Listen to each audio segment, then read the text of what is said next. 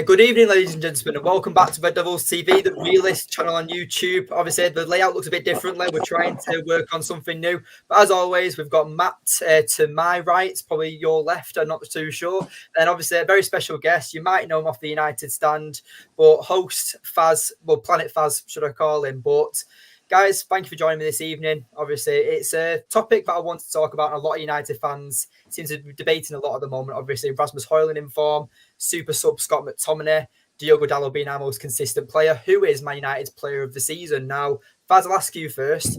What are your top three players of Man United, from Man United players this season?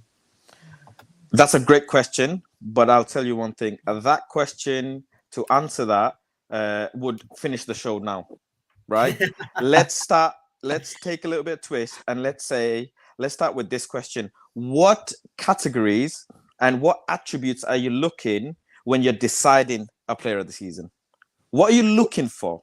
Probably impact. What is it? Yeah. What are the criteria that a player needs to qualify to start getting into that conversation?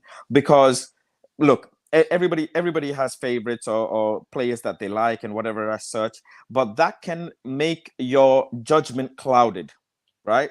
As delusional as people think I am, I really think of things at that level before I decide why a player qualifies for even the conversation. Because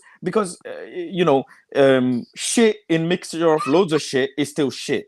So you can't just say, oh, you know what? Such a player has been the best amongst all the other shit players. No, they've all been shit. So they shouldn't qualify. So what are the categories? Let's start with that. For me, right, first category is, of course, availability. The amount of games that you have played for the club will automatically qualify you in the conversation of most consistent or how much output you've given to a team, right? Because you've played X amount of games. That's one. Number two is, how have you responded from week to week bad games to then when the form has changed for a team? How have you responded? When the team was playing bad, what level of performance did you put in then? Because when a team is playing bad, you're part of the team, right? You're also going to be playing bad. But how did you respond in those scenarios? And when the team was performing good, did you also start performing good? So how's your ratings changed? That's another. Temperament, that's another. How's your mentality? Am I seeing you on news articles because you've been out, causing mischief or causing trouble? So are you a humble person? Also leadership on the pitch, signs on the pitch, what you're seeing, stuff like that. So all of these things, injury record, obviously that goes hand in hand with availability, and just overall as a character, how have you been for the team as well? So these are some of the categories that I would say, because player of the season doesn't have to be someone who's just performing on the pitch. It is an overall, right? It is an overall. What am I seeing from you? How are you upholding that badge? What can I look at you and then tell someone else, you know what? That is a player. That is a proper athlete. That is a professional. That is someone who I will put forward in front of thousands of people and say, listen to him. He will set standards. So let's those are my criteria. I'd love to hear, your criteria as well. Yeah, I mean, obviously, Matt, I'll ask you the same question in a second. But obviously, you mentioned availability being a massive one, because United have been ridiculed with injuries throughout the entire season. Obviously, Martinez, Casemiro, and even other players like Rashford, who's been in and out of form. Players like Rasmus Højlund, who's just completely hit this amazing form, scoring game after game after game. Impact, players like Scott McTominay who come off the bench and make the difference and win games like against Brentford and other games. Like you said, Faz, right? You really can't determine and pinpoint a specific player for who is the player of the season, because like you said, they've all been shit, to be honest. But Matt, I'll ask you, mate, what are your thoughts on the player of the season? What category would you say is the one that would determine consistency? And that's what you look for out of every single player. I mean, like, you look at Rashford. I was talking to Faz about this yesterday. He's starting to get himself a little bit together. He's getting back his confidence again. But, to qualify for what you're saying, it is consistency out of a player. That's what you need. I mean, like, if you went to go pick a player and he played really well one week, and then the next week you went to go see him and he was playing shit, then you would say he's not consistent. He's inconsistent. Why would you put him forward for that? Now, I would probably say, the likes of a couple of players I can say are consistent is probably going to be like Luke Shaw-Delay. Those two I can definitely say do the job in, week out. Like if you look at Fernandez, he probably runs more than anyone else on that pitch, but is he consistent? No, he's not. He's consistent with turning up, but he's not consistent in terms of, playing the same every single game. And you could probably say, when Maguire does play, you could probably put him forward for it, because you can say, comparison to what he was like last season when he was getting absolutely ridiculed, you can say that when he does play now, he's playing more consistently, making less mess ups or anything like that. One player I definitely wouldn't put forward for, though, is definitely not Onana. Can I also say another very key factor in analyzing how a player becomes player of the season is how bad is the team when they are not playing? Mm-hmm. Yeah. What is the drop in level if that player is injured, missing, and etc.? So for example, Martinez would always be a qualifier for player of the season because of the drop in level, right? But we can't. But then you can't have him in there because right. We can't have him in there because he's injured, so he's not played a lot of games. But do you understand how I calculate when I'm seeing a player of the season? Now, if you look at Luke Shaw, when he's not available, who can do his position to a level where we can say, right, actually, can Luke Shaw be number one player of the season? He can be in a conversation, but can he be really warranted there? Because when Luke is not there, Dalot is there, and Dalot is performing very, very well in that position, right? So now you look at it and say, right, actually, why do I need to put Luke Shaw in that conversation? Lindelof is now giving you a little bit as well. Not saying he's in a conversation, but it's saying he's giving you a little bit, which warrants, okay, does Luke Shaw need to be in there? You look at if you put a similar equation for Bruno Fernandes now, you say, okay, let's take Bruno Fernandes out of the team. Are we going to be having that sort of level and output? Actually, no, we won't. Because we've never tried. We've never tried. Casemiro is one of them, right? You take Casemiro out of that position. Are we gonna have the same level of output if he wasn't? No, we won't. So based on those things, I think Casemiro would be in a conversation. I think Dalot would be. Bruno would be by default as well. Unfortunately, Martinez won't be. Rasmus would be, because you would say if he's not in there, who's scoring the goals, right? Garnacho would be, because Anthony can't bring that level. So there's a good few players to talk about. Yeah, definitely, mate. And obviously what you mentioned there with Casemiro, obviously when he's not in the team, obviously we see the dip in form massively. It happens practically every game. Obviously you get a yellow card and then he has to be taken off, and we just see the massive drop in the performance that happened against Luton in the first half, when Casemiro got took off. But I'll go for my third player, because obviously we've mentioned so many different categories that our players would fit in. But for me, it'd mainly be consistency and the way the players played all season. I don't think development really counts, because let's say, for example, Kobbie Mainoo, right? I'm not going to get on the train just yet, because I love Kobbie Mainoo. Obviously, he's only 18 years old, but it just feels, for me, it feels weird about how we're having to rely on this 18-year-old so quickly. And that's just my opinion. I don't know what your guys are on Kobbie Mainoo, but my number three option is Alejandro Garnacho, because I just feel like that countless games now. He's won Player of the Month two times he's won Player of the Month for Man United. Obviously, let's talk about that bicycle kick against Everton. He's really shone this season, I think, and he's really stepped up and become an established first-team player. But he's my third option, but I'm not sure what your guys is and what your thoughts are on Garnacho being in the top three. He definitely would be in my top three. I wouldn't say he's my number one. Reason being, there's just that at the moment, there's just that hesitation that he has. Before, he's getting around players okay, but he's still a young kid. He's still got a long way to go. But when do you become your best? Is it later on in life when you've got a bit more maturity on the field, or is it now? He just the open opportunities he's had, and there's just this hesitation before he shoots and takes his time, and that's what concerns me at the moment. But I think moving forward. I I don't know. He'd probably would be my third pick. He wouldn't be in the middle. He wouldn't be my first. Vaz? I think I agree. I think third is a very good choice for Alejandro. I think so, but I'm finding it tough to not give it to Kobbie Mainoo. If I was to decide today, I wouldn't put Kobbie Mainoo in there. But if I was to decide in May, then I would put Kobbie Mainoo in there because by that time he would have had more games. That's when you can come back on and tell us then. Yeah. But I mean, if he's as consistent as he has been, and I can't fault the guy because every game he's played so far, he's turned up for it.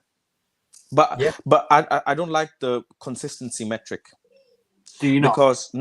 Because I tell you why. Because a player playing bad is playing consistently bad because the team is also playing consistently bad. One player's good performance in a bad team consistently won't help the team.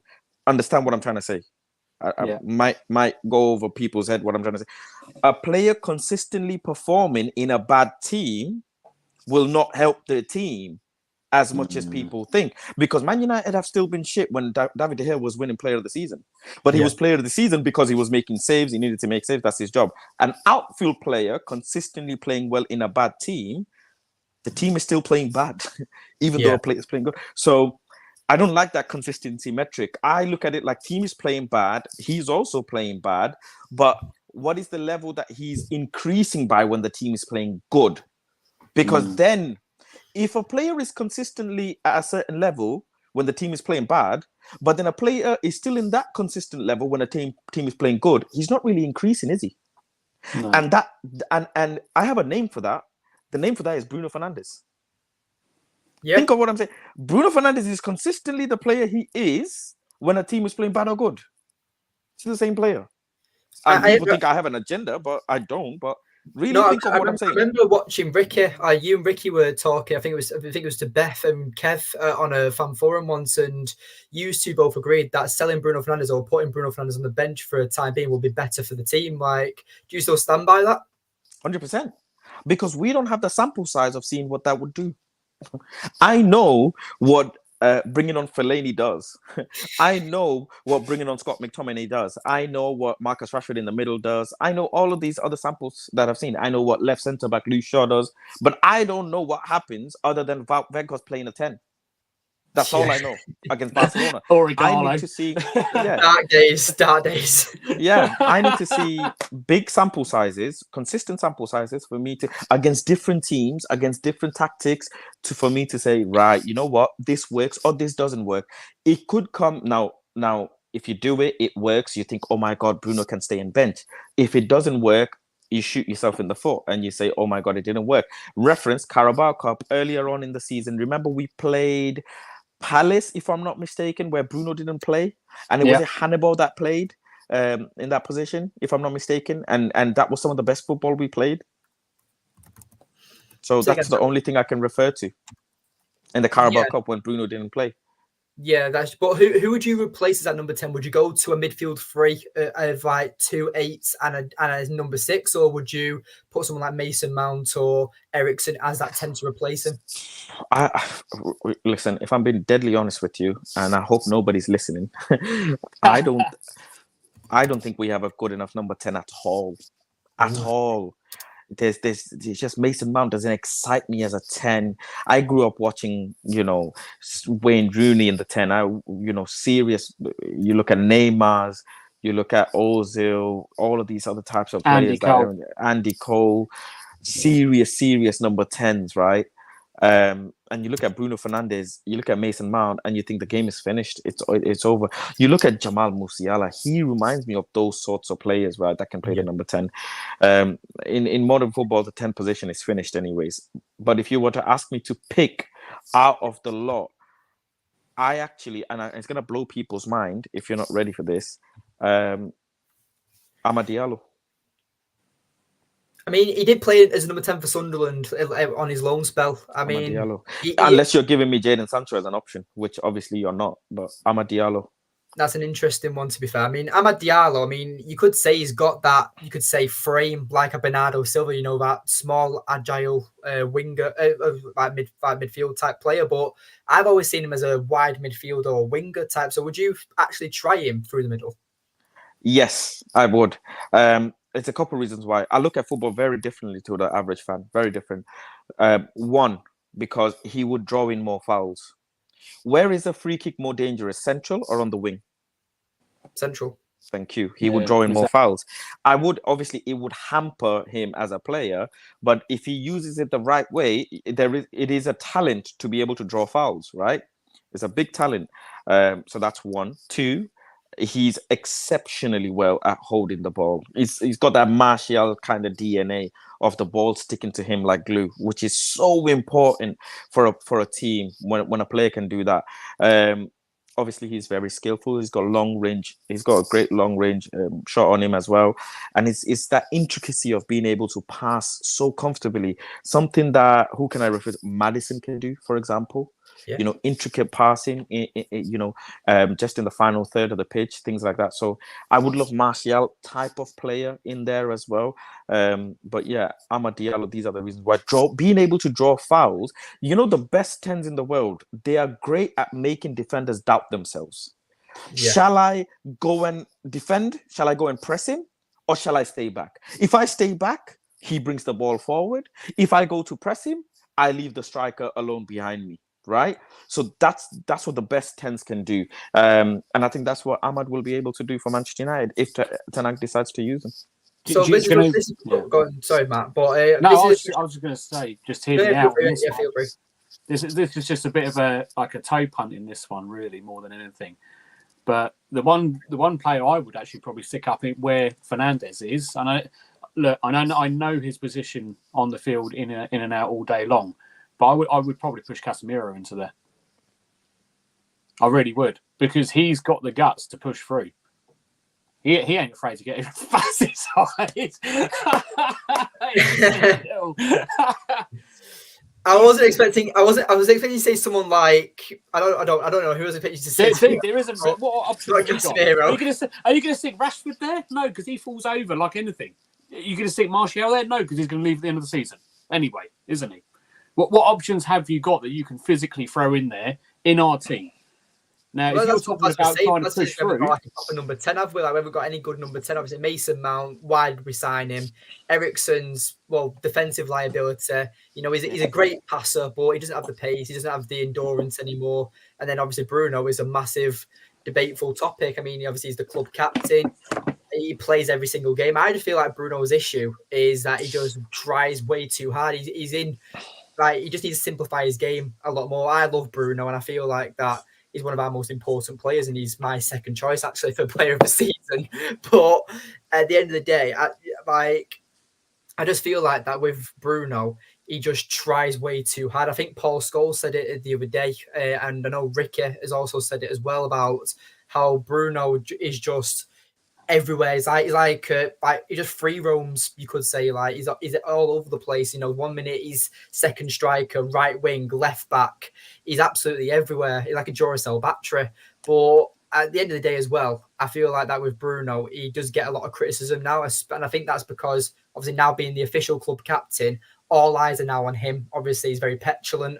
He's a bastard, you could say. You want him on your team, but you wouldn't want to play against him, in my opinion. I feel like Bruno, I feel like Bruno's one of them players like Casemiro. Like, if Bruno wasn't in our team, we'd see him not be there, if that made sense. Obviously, we'd see the drop in quality, in my opinion. But that's just my opinion. That's what we're debating it.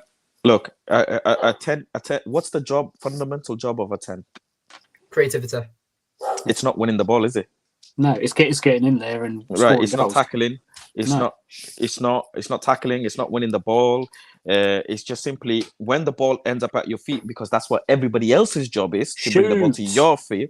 You either shoot or you create a chance for someone else. Exactly. Okay, I'm gonna break it down a bit more. When a 10 is constantly spraying passes, the wingers and the forwards are constantly having to be prepared for a pass. And what that can do is, in a moment where the 10 is not passing the ball, you're second guessing yourself. Are you going to pass the ball or not? So if you're Marcus Rashford and you're constantly making runs, constantly thinking he's going to pass, and at times he's not passing, but you're like, you always spray the ball, you always hoof the ball, so I'm always expecting it. What does that do? Miscommunication. Yeah. So simplicity is what you need in a 10. Like prime, PSG with Neymar in there, Messi in there. Obviously, MSN, the best front three people know. Ozil when he was in Arsenal. Have you noticed the way they play the ball? It's like the striker knows before the ball has left the 10's boot. Yeah. They know when because they know the way that the 10 plays, the way those players are playing, you can tell he's about to release the ball. Like it's like footballers talk most without talking because of the eyes. They're looking at each other, right? Yeah. So would you say United lack chemistry then? Would you say United lack chemistry on field? This is the biggest thing of ours, because how many times have you seen Bruno Fernandes pass a ball and then just put his hands up like, why didn't you go? And the player he's passed it to looks at him like, I didn't think you were going to pass. Yeah. So why did you pass that? So it's not just solely Bruno's fault, by the way. It like people think, oh, Bruno hoofs the ball. He's supposed to make the pass. But the issue Bruno makes the best crosses in for anyone to take on, but no one can receive it. I think if you say crosses, I think his passing is good because he makes great passes. The issue isn't he's making bad passes, by the way. It looks bad because nobody got there. It's not a bad pass. The pass is well weighted. It's just nobody got there because they're not reading each other. Well, the chemistry isn't there. Right. And the other thing is we've got too many selfish players. You've got Rashford, who, as soon as he gets the ball, he can see that Garnacho and Rasmussen's open and he's taking the shots. Same as what Garnacho's doing. The end of the day is we haven't got this because we've got greedy players up front who are just taking pops on goals when there's no opportunity to shoot there in the first place. I'm just surprised how the manager hasn't been able to get a click between Bruno and Rashford. And that's probably because he's tried to play possession-based football. If he played counter-attacking football, it would have been much, much easier because you just know, you just know when the ball is going to come over the line. And again, everything I say, I have full evidence to back it up. Bruno Fernandes said it to Rio Ferdinand on an interview that I passed the ball without looking. I don't even think because Marcus is going to get there.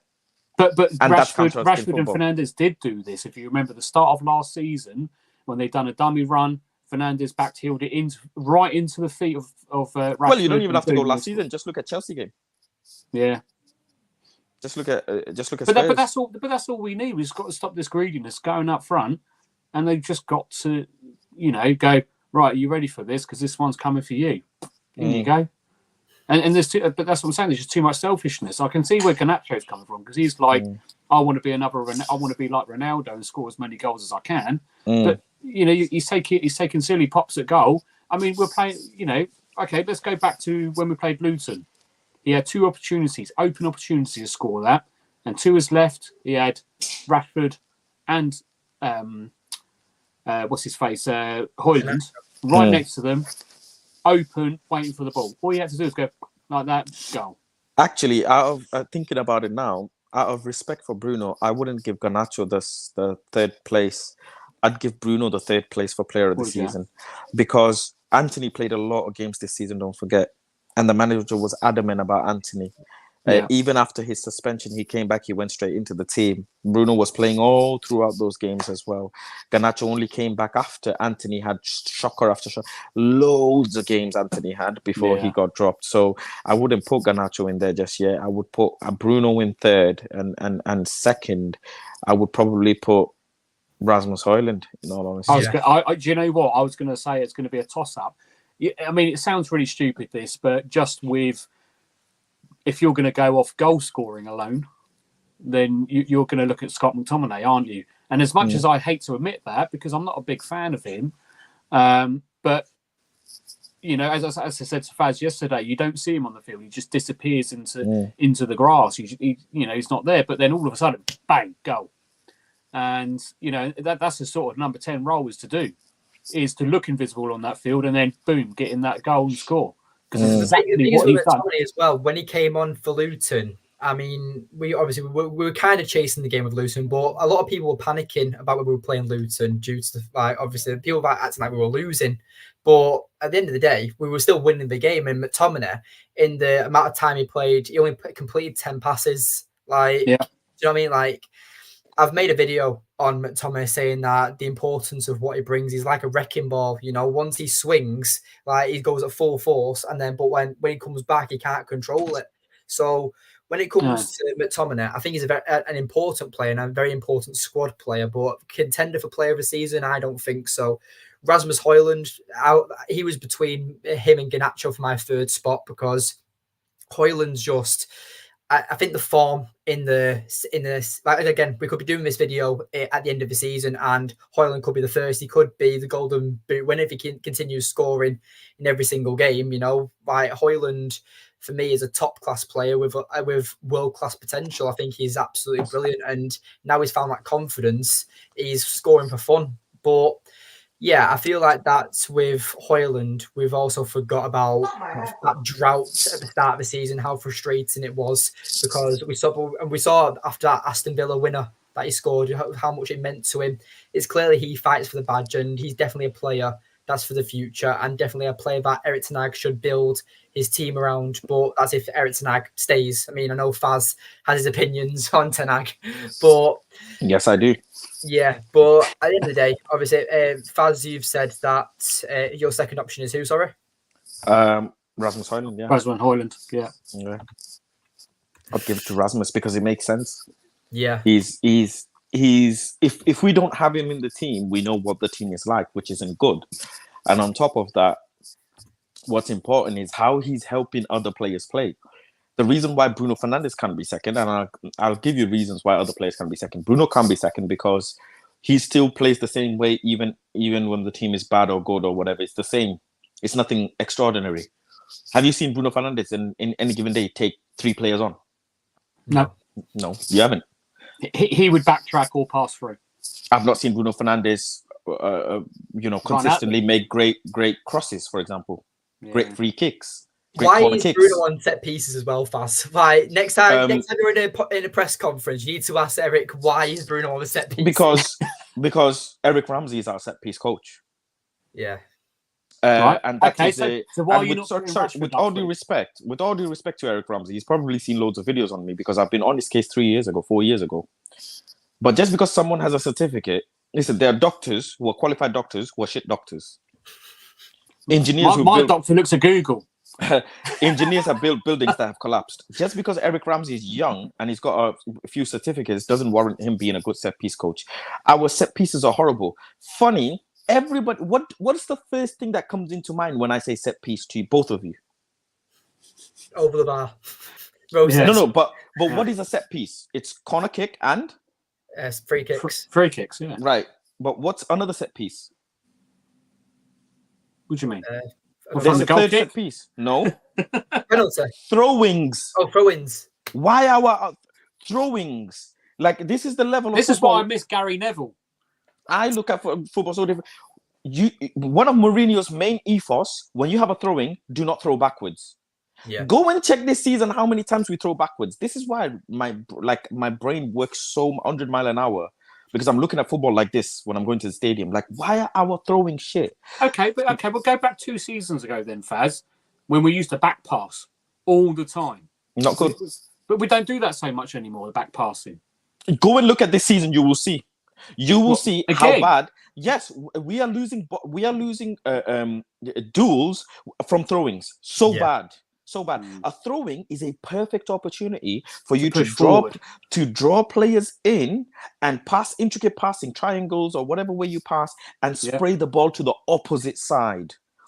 Manchester United used to do that fantastically when we had Carrick and Scholes. From throw-ins, you would see the ball end up at Carrick's feet and the ball is going zipping. That's why I said I miss Gary Neville, because that boy could throw a ball in like a corner. And do you know who would always make that? Scholes every time would meet that. Yeah. A throwing is bad. But anyway, long story short, it's Eric Ramsey. That's why Bruno Fernandes is on free kick or corner kicks. It should be 100% every day of the week. It should be Luke Shaw. Whenever he's available, it should be Luke Shaw. Luke Shaw should be taking every freaking set piece, even free kicks, not to try and score goals, but to wait to get the ball in the box, because he's got the best left foot. He's very, very clever. Yeah, Luke Shaw, the way he plays, very clever. Yeah. He's very, very forward thinking. Yeah. And I don't think you really find you get that with, I don't know, trying to push forward. I mean, if you look at Ericsson, he's very good at eyes for detail to finding players and where they're going to be moving forward. If you look at likes of Casemiro, he's happy to push up and through the middle. But again, you're missing, if like Anthony.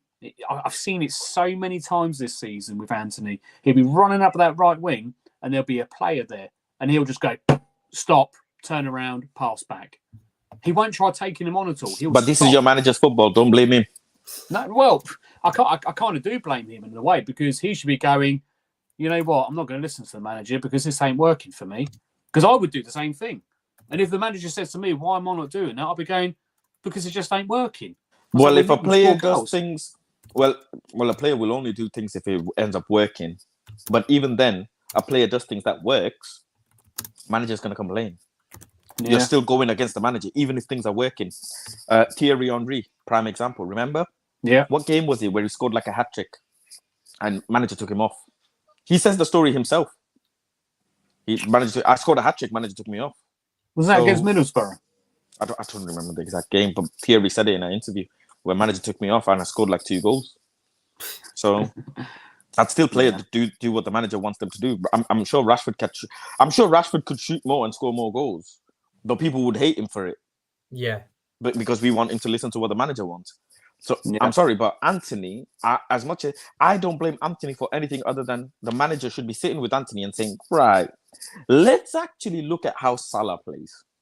Let's look at Son. Let's look at Kulusevski. Let's look at Jota. Let's look at Doku, Grealish, all of these other teams. Let's look at Mitoma. What all the players you just mentioned then, what trait do they all have? That directness. They're all direct. They're all direct. Would you say the same issue with Sancho? Because Sancho was very direct at Borussia Dortmund, but he's not been direct in the Premier League since his return. Yeah, that's true. Yeah. So, and obviously you mentioned Sancho before, but Sancho has been one of them players where he can play multiple positions in the forward line. What would you say is his best position? Because for me, it's the right wing where he's whipping in crosses and stuff.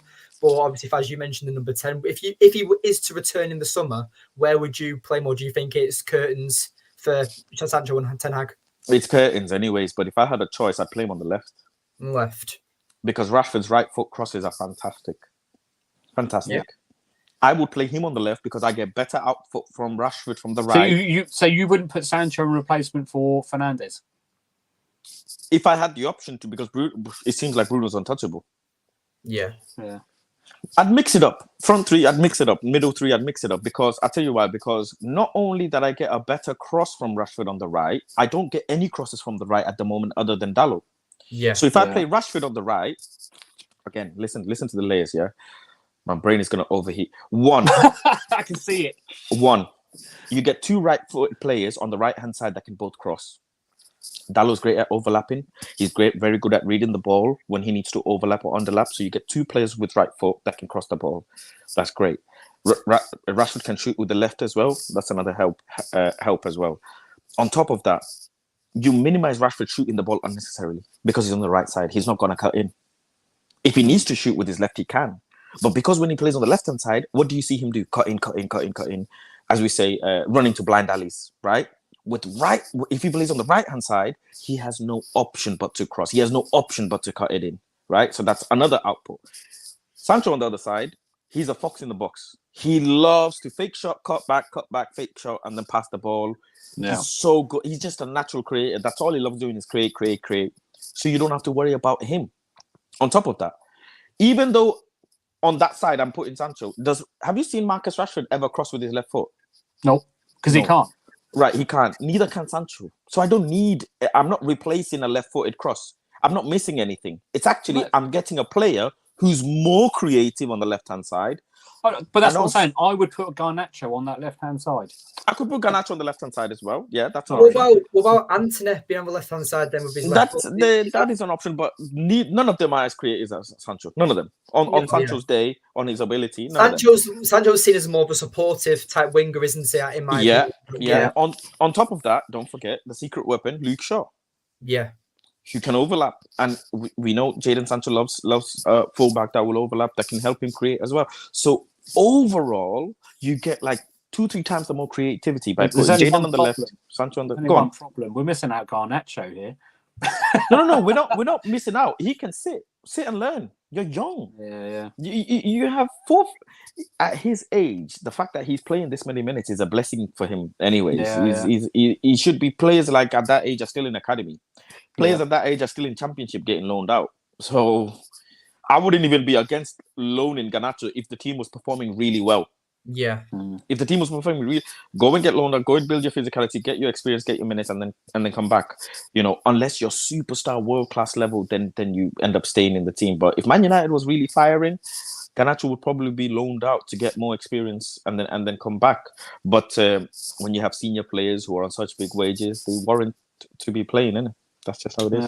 Exactly that. We seem to be going off a bit of a tangent here, but obviously we've the actual purpose of the video. But number one option about player of the season. Now, I mean, Faz, you've mentioned him briefly, but let's talk about how world class Andre Onana is. I mean, he's absolutely.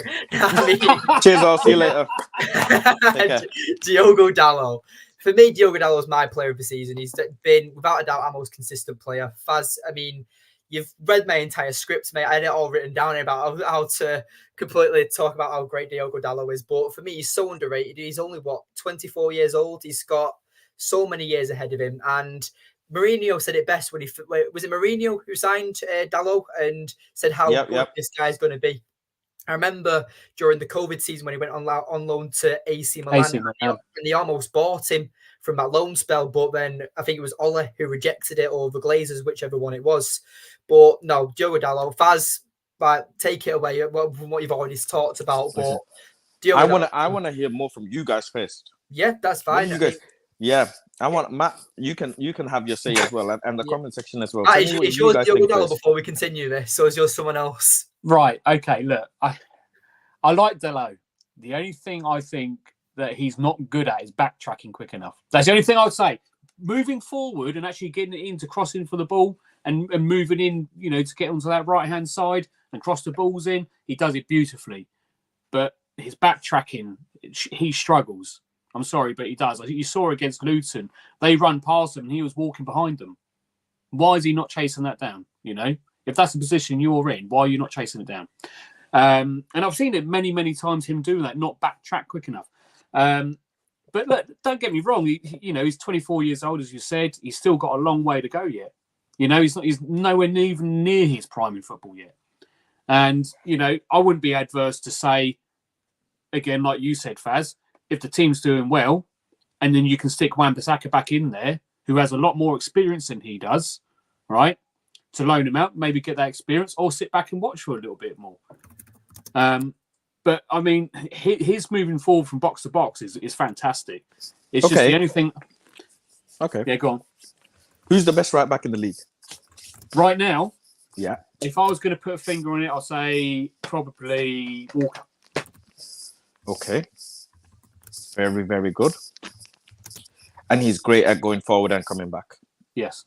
He's the epitome of right back. He's one person I think anyone would generally struggle to get up against. Sure. Yeah. Okay, I can understand that.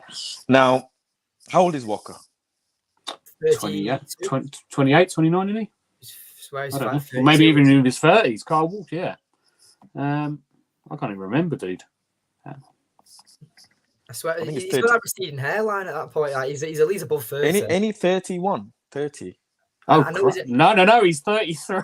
He's 33. Wow, 33. All right, let's get him back to his prime. If that's what we're talking about. But even for do I need to say any more? Struggle to get past him. Do I need to say any more? No.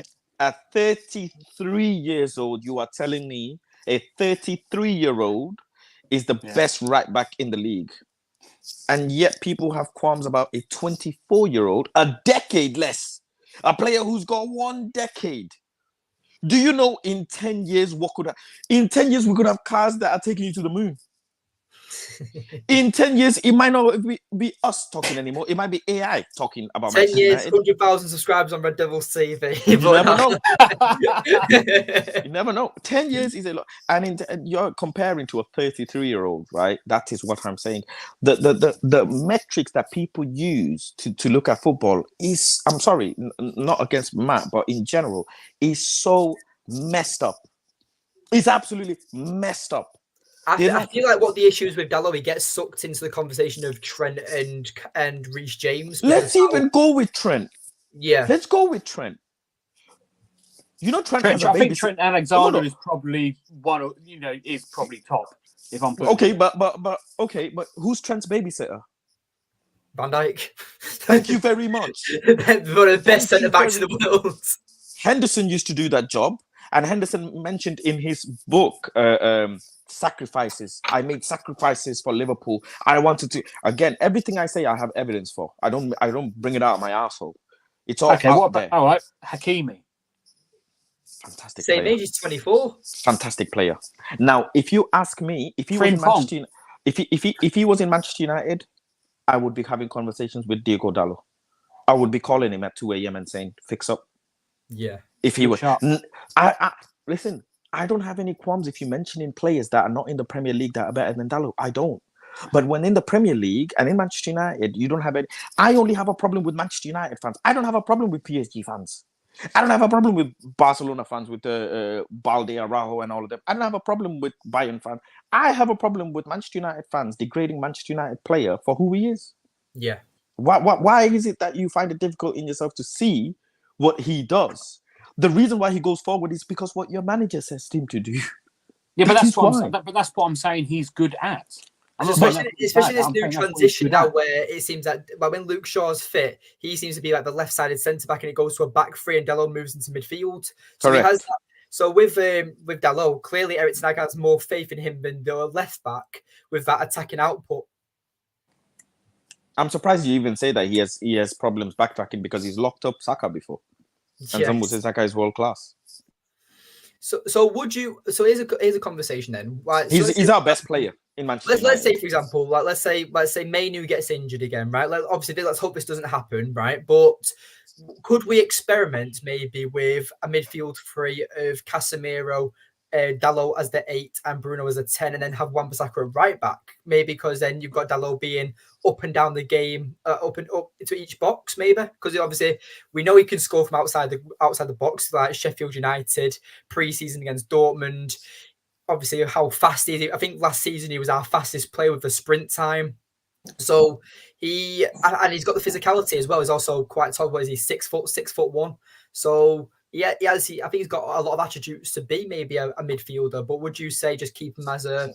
Yeah, you could say that. You could say that it's a very versatile player. But I would like Dalot to transition into becoming a right winger. So would you say that you would get rid of Wan-Bissaka then in replacement? Yeah. Because when you mention a player like Hakimi, wow. Yeah. Wow. When you mention a player like Nuno Mendes, all right, Ben White. All right, Ben White. No, Dalot's way better. Dalot's way better. Yeah. Bissaka's better than. And same as Porro. Tough convo, but Bissaka and Dalot instead. Bissaka and Dalot instead. Listen, if you are doing one thing really well, it warrants you to have one thing really bad. Yeah. Because you're doing one thing so well, aka Trent, right? That's what it is. And that's why that's why Dalot's going to be number one player of the season for Manchester United because of what he brings to the table. He does something so well. And by the way, he's been making some fantastic tackles recently. Yeah. He's been tackling. Gerard Bowen. That was Gerard Bowen one. That was better than the goal. Yeah, the tackling is an art, right? It is nothing but confidence. Soon as you hesitate, you're going to give away a penalty. It's all about confidence. The more tackle, have you noticed the best tacklers in the world were never hesitant? They never hesitate. They never look like didn't want to make the tackle. That's why Bissaka makes it look so good because he never hesitates. He just goes for it. He just goes for it. That's it. You some of the Mascherano, Puyol, some of the best tacklers in the world. Sergio Ramos. He does a Philip Neville tackle, but without Yeah. giving a penalty away. It's a Paul Scholes, another one. Paul Scholes, he's an absolute destroyer in the middle of the park. He just goes through players. He doesn't think. It's like he doesn't. Casemiro, that's why his tackles look so good when they come off, because he doesn't think, he just goes for it. That's just what Dalot needs to get improved. I'm probably sure he has that in his arsenal. The reason why he doesn't use it is because he's probably made mistakes in training. He's probably made mistakes in games, and he feels like, oh my God, I can't do it again. One thing, as honest as I am, I would like his anticipation to get better. The goal that we conceded from Almiron against Newcastle in the Cup, absolutely shocking. I blame Diego Dalot, but I also blame the manager just as much, because you cannot be leaving your runner, especially in your position. You can't be leaving him. You just can't. He took one on the back post. Yeah. You can't be leaving him.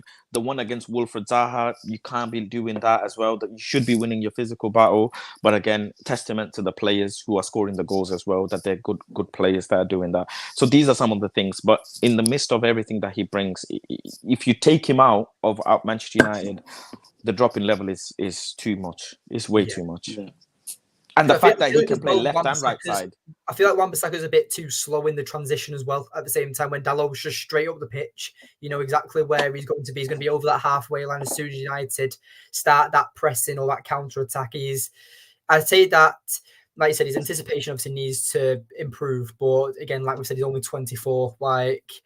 That's still young for a player. I mean, I'm only 20 years old, but obviously as a playing career, you understand that a player's prime is in their 27, 28 years old. So Dalot's got ages away. And I might even say, and I'm going to clip this up now as well, Diogo Dalot for future captain of Manchester United. I think 100%.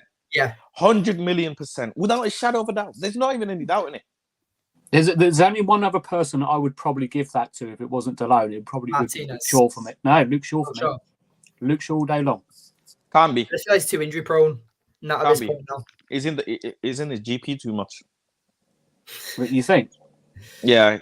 Average game per season is 31, 32. So for me, if we were to sit down right now and say about the summer, Eric Ten Hag, right, Sir Jim Ratcliffe invites Ten Hag into his office and says, right, you can choose, you can have either a left back or a right back in the summer. For me, I'd go for a left back because I feel like we're quite stable with Dalot. He's our first choice right back, and then Wan-Bissaka can come in when he needs to.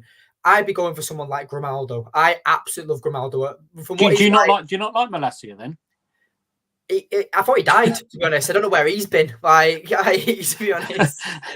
But at the moment, he's injured still. What's that player in Brighton? Is he left back? Lamptey. No, not Lamptey. Lamptey's good as well. What a player, mate. Creme de la creme of fullback. That is serious. He does my FPL wonders. FPL is safe. Serious player. In the Premier League, anyways. What, Estupiñán? Is that his name? Yeah, Estupiñán, yeah. Yeah, really like him. Really, really like him. Udogie is one. Fantastic. What is he, 20 years old? 19, 21. Wow. Yeah. Wow. Fantastic player. Because the thing is with Grimaldo, I loved him when he was at Benfica. And when I found out that he went to Bayern Leverkusen on a free, I was fuming. But we've seen what he's done with Bayern Leverkusen this season. He's brilliant at set pieces. He pretty much takes all Benfica's set pieces. Up and down the wing, he's got blistering pace. He knows how to defend. For me, I think it'd be a great competition for Luke Shaw. But obviously, do you know who I would like to see? Yeah, feel free, bro. Left back, Mendy. Whoa, we're not Man City Mendy. Not Man City Mendy. No. Is he a Man City? Oh shit, he is. I'll take it back. Are you talking about Real Madrid's Mendy? Yes. Okay. Well, if you're confusing me now. From FIFA, Mendy from FIFA, I'll give it you because he's an absolute animal. But Ferland Mendy. Yeah, Real Madrid's left back. Yes. Okay, not a bad shout. Not a bad shout at all. Or let's have double Portuguese at fullbacks. Nuno Mendes as fantastic. One of the best fullbacks going. Yeah, absolute unreal. He runs like he's gliding, like he's ice skating. He's an absolute specimen. He is. If you watch him for PSG and Portugal, he's unreal, absolute unreal. His crosses are fantastic. His dribbling is great. Running speed is great. Imagine them two, Dalot and him on each side. And the thing is, we don't want fullbacks to be defending. That's not the modern game. The modern game is your fullbacks are so high up, it makes the opposition team drop in deeper. Obviously, you leave yourself susceptible to counterattacks, but that's why you have the Virgil van Dijks of the world. That's who's the Barcelona kid? Was it Orlando? Balde. Fantastic player as well. But yeah, Dalot for me is player of the season without shadow of a doubt. Yeah, I completely agree. Would you say? Matt, who's yours? Fascinating when I say this, Scooby-Doo. McTominay. Oh my goodness.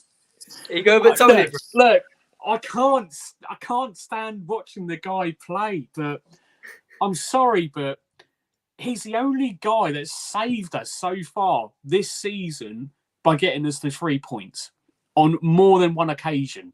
Do you want me to tell you? Right, but you can't deny that. Right? You can't deny just obviously, right? Because like I said, I made a video about Scott McTominay about the importance he brings to the team. But in that video, I also mentioned a stat that McTominay's only won us 7 points this season. So I thought it was a lot more than that. So even though it's a lot of points, and if it wasn't for McTominay's points there, and is he not still the top goal scorer for us? Yeah, he's top goal scorer. Yeah, obviously. But I don't like saying it. I hate saying it, but you can't deny it. He scored the goals, and we've sat there and we're losing 1-0, for instance, and he goes, bam, bam, we won 2-1. Do you remember? Yeah. I hate to say it. I know he's invisible on the pitch, but that's what number 10 does. He's invisible on that pitch, and then boom, scores. I'm sorry, but I'm going with McTominay. So all that 51 minutes and 34 seconds of conversation with you was just pointless. You learned nothing. Do you really think I enjoy saying it? I would hate to be your teacher in school. Would hate to be your teacher in school because you learn nothing, zilch. A for participation and an absolute E. You'd get an E or an F for end result. Because or do I get a U for not? Mate, you get a P for participation. That's what you get. Yeah, I gave you a question right at the start of the show. I said, "What are the criteria?" You've thrown that in the bin, right? It's gone, mate. I purposely started the show with giving you the answers to the question, and yet you still failed. Yeah, absolute. Yeah, absolutely. Ignored everything. But dude, that would.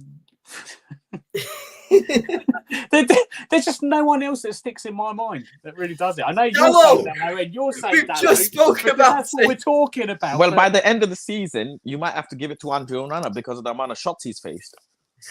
Yeah, hang on. What was it on Sunday? Sorry, mate. I was going for you, not the ball. Yeah. To be fair, I thought it was still warm-up training. I thought he was doing star jumps to try and do that save. It was absolutely diabolical. But Onana, I've seen that interview where he talks about, do you think that one of the best goalkeepers in the Champions League goes shit overnight? Like, he has the correct mentality, but I just don't think he's good enough. I mean, he's 28, 27 years old, Onana. Yeah. I can't see him getting better personally, but I think it's more the fact that we got rid of him for David De Gea and paid 50 million. If it was a swap deal or if Onana was on a free, people wouldn't be on his back as much. I think it's the fee, and that's happened a lot with United signings over the years. Obviously, high fee, and they don't deliver straight away. Listen, why would a Champions League final team let go of a goalkeeper after signing him? Like, why? Why? They obviously saw something. So you get with a girl. Here we go. And you got with a girl when you were down. You've had the best year of your life. You've just celebrated 1 year anniversary, and then you dump her. Why would you dump her? Why would you let her go? Make it make sense. It's the most clueless thing to do. But hey, did he get Jan Sommer as a replacement for 3 million, 5 million, something like that? If I'm not mistaken. They got Marcus Thuram on a free. Well, I heard Bandiers looking to leave at the end of the summer. Watch them make 50 million out of Marcus Thuram this summer. 50 million. They basically made 50 million out of thin air. Literally thin air. They still owe us money for Lukaku as well. Don't forget. I'm sure. Okay. We've got Ed Woodward in the building, apparently. Why are we broken? Why is Voldemort 34 million? But I would use this opportunity to sell Scott McTominay this summer. Yeah, 45 million. We should have done that 2 seasons ago. Yep. I'd take this time to sell Harry Maguire. I'd take this time to sell Lindelof. I'd take this time to sell Luke Shaw. Let's look at right why I've chosen what I've chosen with the player of the season, right? And if I start reading out names, you can have an answer as to why they're not on every single one. So Shortire, where's he? In the gulag, in the trenches. Correct. Where's Sancho? In the trenches. Right. Where's Anthony? In the trenches. Hoyland, we already said he's second. In the heavens. Yeah. No, right? Heavens, yeah. We wouldn't pick Rashford because of his lack of desire, I would probably say. Discipline. I wouldn't pick Martial because he hasn't barely even played this season. And when it hasn't brought much to the team at all. Hannibal is out on loan. You wouldn't choose Dan Gore because he's hardly played. You've got McTominay, who's pretty much there as a super sub. You've got Mainu, who seems to be getting quite lucky and getting quite a lot of games, but still a long way to go. Van der Beek, obviously, that's what we've done, so I don't even know why he's still in the list. Pellistri, I feel bad for the guy because I'd like to see him play more for United. I'd like to see him out on that pitch more, and I don't understand why we're not given the opportunity to do that. Just want to talk about Van der Beek quickly. The fact that he's not worked under Solskjaer, he's not worked under Frank Lampard, Rangnick, Ten Hag, and now the Frankfurt manager. Something's gone on. You can't tell me that it's down to the United managers at this point. He's been out on loan twice while he's been at Man United, and he's not going to the starting 11 that way either. Something's definitely gone on. And I feel like that is bigger than Donny van der Bench. I feel like something is behind the scenes is serious with Van der Beek and why he doesn't play. Yeah. Okay. So then you got Casemiro. He's been injured for an amount of time. You got Ahmad still, Diallo. You got Ericsson, who's also been injured as well for a good part of the season. You got Bruno Fernandes, who's we've already said is third. Am I right in saying so? Yeah. Mason Mount still injured. Amrabat, again, I don't know why they're not playing him. He's been on. He came on as a sub against Aston Villa, didn't he? Or was it Luton? He did that. And Luton. Okay. Yeah. Cambuala, he's only played 2 or 3 games, I think. Yeah. You got Fernandez, Alvaro. I don't think I've seen him probably only once, maybe. Johnny Evans. I mean, Johnny Evans has scored goals for us as well, but again, he's not scored this season. Yes, he has. No, it got disallowed, didn't it? Yeah, it got disallowed. Sorry, he had a header, he scored, but it got disallowed. Brandon Williams, again, another one. Wan-Bissaka, again, you probably wouldn't pick him because he's been injured and he's been off. Luke Shaw, again, injured. You probably wouldn't pick him for player of the season. Yeah. Diego Dallo, we've already said that he's probably in there. That's your 2 top choice. Rafa Varane, he's got ankles like glass. Malacia, again, injured. No, he doesn't. No, he doesn't. No, he doesn't. No, he doesn't. John Stones has been injured more. Has he? Yep. Go and check. John Stones in the same time as Varane has been in Manchester United has been injured more. Fine. He doesn't have glass ankles. Harry Maguire, again, was benched majority of the season and only comes on occasionally, same as Lindelof.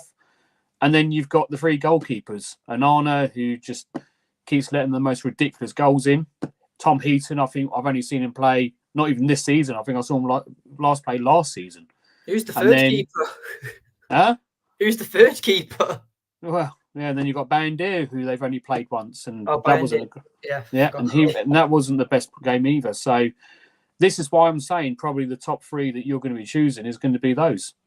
Because all the other ones, you can't say from what you said earlier, Faz, of what you're looking for and how a team plays. If the rest are playing crap, then, you've got to play in a crap team. The reason why Scott McTominay cannot be a player of the season contender is because he's not the same player when he starts compared to when he benches. Yeah, maybe you're right. That's the simple reason why. I wouldn't start him I wouldn't start him at the game anyway. He's one of these people you bring on the later stage. But that's how I look at Garnacho as well. Garnacho is one of these players that you would bring on later, not through a whole game. You know, because you need a bit, again, there's maturity on that The field. the funny thing about McTominay is that he's always one of the first players to come off the bench, but also one of the first players to get subbed off at the same time. I suppose I suppose you're right. But there's out of the whole first team player list, there's only 3 or 4 people that really stick out to me. The rest of them don't. Yeah. I totally agree. I just can't put Bruno in there. I can't find myself to put Bruno in there because Kobe Mino and Garnacho have given me more. Can't put Luke Shaw in there, not played enough. Can't put Varane in there, unfortunately. But by the end of the season, I could be looking at Varane, considering the games and minutes he'll have played. Also, don't forget, Varane didn't miss a lot of games. I don't want to swear, but the bastard manager freaking benched him in many games. So and you can see that made him angry when they did that. Of course, I am Rafa Varane. I have 5 Champions League and a World Cup. My one Champions League is worth more than your entire career. Yeah. Your entire career, my one Champions League is, and I have 5 of them. Name one. Apart from Varane, name one more player that's in the United squad that's actually won the Champions League. Casemiro. Mason Mount. Mason Mount. All right. Okay. Fair enough. But anyone else? Right. Okay. Let's say we didn't have Casemiro. We didn't have Mount. If buts and maybes. I don't want to think of hypotheticals. But that's my point. Absolutes. But that's my point. None of them. I mean, they're walking around like they're God's gift and they can do things, right? But that's my point. Without actually having any of those 3 players, we haven't won the Champions League in what? 12 years? No. My thing is, imagine a manager coming out and saying, I picked another defender for tactical. Well, actually, hold on. Johnny Evans. Did he? Johnny Evans. With United? Yes. Yeah. Yes. What game was it now? I went to the game. Was that against Chelsea, wasn't it? No, it was... No, I don't remember. I think it was. But I know Johnny Evans has been in our Champions League. But that's when it was City. It was City. Tactical reasons. No, but I'm saying Johnny Evans has got a Champions League with Manchester United. Yeah, I think that was against Chelsea. Yeah, and Premier League as well. 8-9 season. Oh wow, okay. Yeah, that's when we beat him on penalties. So there's some Champions League, but what I'm saying is, if a manager comes in and disrespects me like that, and I've got 5 Champions League, let alone 1, I've got 5 of them, and you say tactical reasons, I am kicking your You want to see how far I kick your tactical board? You want to see how far? He's so lucky. Erik ten Hag is so lucky that Rafa Varane is such a professional person. Such a professional. You dare Do you know how it makes my family feel? My friends? Let alone me. Do you know how you were so lucky that my family and friends didn't cause a riot? Tactical reasons. I won a World Cup. I have won a World Cup. Your entire nation put together haven't been able to compete in a World Cup that I've won. You know, he's been in a World Cup final. Like, what are we doing? He's been in 2 World Cup finals, 1-1. What are we doing? Really? Yeah. Really? Like, the disrespect on Rafa Varane is unreal. He retired from international duty. Do you think we'll push for the top 4? We'll get top 4. I'm still saying I still think we'll finish 5th this season. Now, if you ask me, will we win Champions League, is a different question, because as of today we won't, because of coefficient points, which is shit. I think it's 4 points. I think it's 5 points that separate us. Can I just say, football is so shit nowadays because of the confusion. I remember when I was a child, and football was simple. You win games, you go through. You don't win games, you're finished. Exactly. Now, what is this about? England need to do well for coefficient points. Come on, Liverpool. Blue come cards, on, Man City. Blue cards. It's absolutely dog's bollocks it is now. VAR and all of this. I remember they used to players with dirt on their shorts. You know, no yellow cards. Football was so good back in the day. Now they've absolutely ruined it. Like, I have to go and check UEFA website to know if England have enough teams available to play in Champions League. It's so confusing. So confusing. So as of today, we won't make Champions League. No, because coefficient points. But will we get 4th? You know what? I think so, yeah. I think we'll get 4th, yeah. I do. I'll still stick with my guns and say 5th, just because how we've been. I know we've been on a pretty good run recently. What have we won? 4-4? 6 games in a row, no? In all cups. We're And undefeated. that's since December, 2024. isn't it? We're undefeated in 2024. We 2-2 to Spurs, and every single game since has been wins. Yeah. But no, Maybe. guys, obviously, I know some of you need to go, so I really appreciate you guys joining. It's a lot longer than what I expected it to be, but guys, thank you for everyone who's commented on the channel as well. Faz, thank you for joining me. Thank you very much for having me. Thank you. Thank you, It was bro. a No, great appreciate conversation. Time And- flies when you're talking with good people. Definitely, I appreciate that. Matthew, as always, thank you for joining me. I appreciate know it. that you'll be on again Appreciate soon, so really appreciated it. You're looking nice and tanned as well from Dubai, so loving it, bro. But The hair guys, the hair went a bit blonde as well from it. I thought you bleached like Eminem then, to be honest. I'll be honest with you, mate. I lost a bet, and I actually had a mohawk. Excuses. I actually had a mohawk, and because I lost this bet, I had to dye my hair, and I actually had it all silver right through. Oh, Trust fair me, enough. I didn't want to do it, and I'm not going to tell you the bet either, because it's stupid. But We'll make I'm a a man of my formal word. bet here. Me and Faz will. I don't know what we'll do, but we say top 4. You say if United Fifth. get top 4, you have to dye your hair by red for the stream or something like United red. All right, fair. You can clip this. I'll do that. I'll do All that. right, so Baz, you got that? Yeah, I got it. Yeah, I got it. I got it. I Fine. think we'll make All top right. 4. I really do. I think we've turned a corner here. So I'm get praying no, because now I'm in a bit of a difficult situation. yeah, I think we'll be Come on, fine. Man We'll be United, fine. lose. But cheers, guys. Yeah, thank you for yeah, having me. I guys. appreciate For the it. final it. time, Thanks. thank you for everyone who's tuned in, and we'll see you in the next one. Take care. Cheers, guys.